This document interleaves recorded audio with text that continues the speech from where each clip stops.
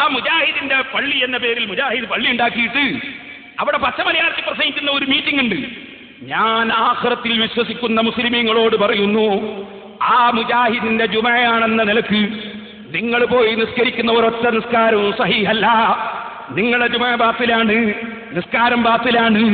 അതിൽ പങ്കെടുത്തു പോയ ആളുകളൊക്കെ കഴിയുന്ന സമയത്ത് ളുഹർ ഖളാ വീട്ടണം.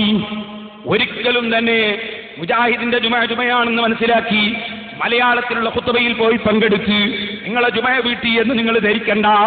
ഞാനിത് പറഞ്ഞാൽ ചിലപ്പോൾ നിങ്ങൾ സ്വീകരിക്കോ ഇല്ലേ, എനിക്കത് നോക്കേണ്ടതില്ല.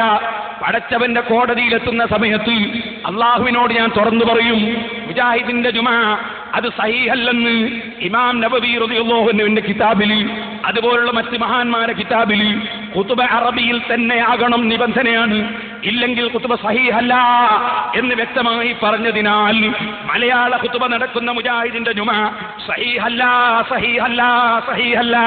അത് ബാത്തിലാണ്, ബാത്തിലാണ്, ബാത്തിലാണ്. സർവ്വ മലക്കുകളെയും സാക്ഷി നിർത്തി ഞാൻ പറയട്ടെ, സർവ്വ മോമിനീങ്ങളെയും സാക്ഷി നിർത്തി ഞാൻ പറയട്ടെ,